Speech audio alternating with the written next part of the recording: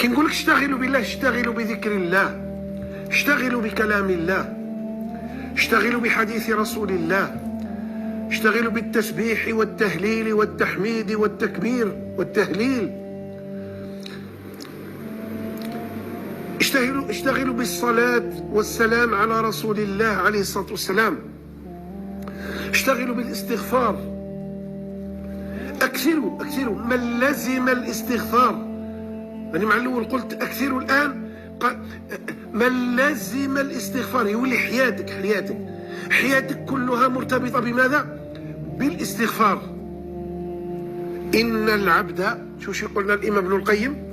يقول إن العبد يأتي يوم القيامة بسيئات، رانا نجيو ونقابلوا ربي بسيئات أمثال الجبال، نلقاو سيئات، والسيئات نتاعنا نلقاوها قد الجبال.